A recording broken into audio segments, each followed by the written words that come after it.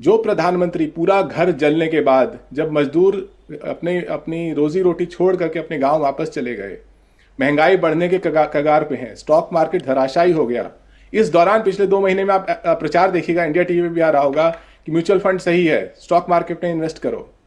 जो सरकार कोशिश करती है कि उसकी अपनी कॉस्मेटिक मेकअप के लिए पूरे घर में आग लगी रहे, और जब घर तहस नहस हो जाए, पेशेंट डेड, केस सॉल्व हो जाए, तो प्रधानमंत्री आके प्रवचन दें और विदेश चले जाएं, वो सरकार देश को गुमराह कर रही है, धोखा दे रही है। यहां पर बैठा कोई पैनलिस्ट एक आर्थिक आंकड़ा 2026 का नहीं बता सकता जो देश के विकास का आंकड़ा होगा, न डॉलर की तुलना में, न एनर्जी अवेलेबिलिटी की तुलना में, न रोजगार की तुलना में। एग्जाम तो रोज लीक करा ही देते हैं ये लोग, और न ही घनश्याम तिवारी जी, ये जो पैनिक बटन वाली बात अभी अजय आलोक जी कह रहे थे ना, ये इसीलिए कह रहे थे सरकार तो किफायत और बचत करने की बात कर रही है, अपना वैश्विक संकट तो प्रधानमंत्री ने बुलाया नहीं है, या वैश्विक संकट तो भारत के कहने पर हुआ नहीं है।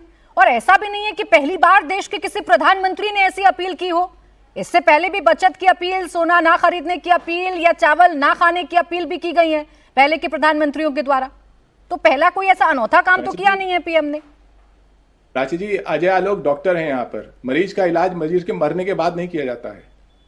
जब प्रधानमंत्री इजराइल का मेडल लेके घूम रहे थे, पूरी दुनिया को पता था कि युद्ध होने वाला है और दुनिया के हालात खराब होंगे। हरदीप पुरी जो एप्सिन स्कैंडल में जिनका नाम बार बार आता रहता है, उनको भी पता था। ये सरकार उस दौरान सिर्फ अपने चुनाव पर फोकस करती रही। जिस तरीके से 2021 में जब लोग कोरोना में मर रहे थे तो भी ये सरकार चुनाव पे फोकस कर रही थी। जो सरकार पूरे देश के हर वोटर को कटघरे में खड़े होकर एसआईआर कराने की कोशिश कर सकती है, वो सरकार एक एग्जाम नहीं। अच्छा, चलिए मैं जवाब ले लेती हूँ अजय आलोक जी से, लेकिन ये थ्योरी मुझे समझ नहीं आती है घनश्याम जी कि अगर हमारे देश के प्राइम मिनिस्टर इजराइल गए हैं तो उससे वैश्विक संकट आ गया, या उससे युद्ध जैसे हालात पैदा हो गए, या इसमें भारत की भूमिका आप लोगों को नजर आने लगती है, आप सीधे सीधे सरकार को जिम्मेदार ठहराने लगते हैं। ये थोड़ी थ्योरी मुझे समझ में नहीं आती। मैं फिर आ रही हूं तहसीन जी आपके पास फौरन। बस अजय आलोक जी इस पर छोटा सा जवाब दे दें जो घनश्याम जी कह रहे हैं कि पहले से तैयारी नहीं करती है सरकार।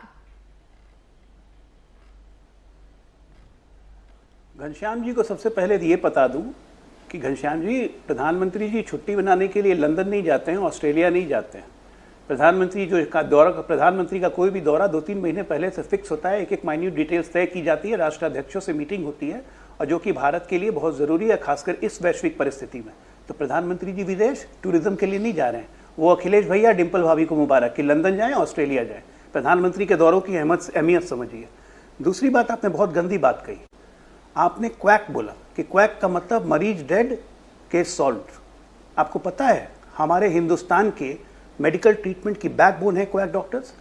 ये गांव के अगर झोला छाप डॉक्टर्स नहीं रहेंगे तो प्राइमरी ट्रीटमेंट जो होता है वो कभी नहीं हो पाएगा। और कितनी बड़ी संख्या पूरे देश में क्वैक डॉक्टर्स की आपको पता है? ऑलमोस्ट 1 करोड़। आपने उन 1 करोड़ डॉक्टर्स लोग का अपमान किया है। उत्तर प्रदेश में अकेले ये कम से कम 20 से 25 लाख क्वैक डॉक्टर्स हैं। आज जो भी ये शो देख रहे होंगे, क्योंकि मैं मेडिकल प्रोफेशन से आता हूं इसलिए मैं जानता हूं, बिहार में इनकी संख्या 12 लाख है। आज जो भी ये शो देख रहे होंगे, आपने क्वैक वालों को जो कहा है कि मरीज डेड एंड केस सॉल्व।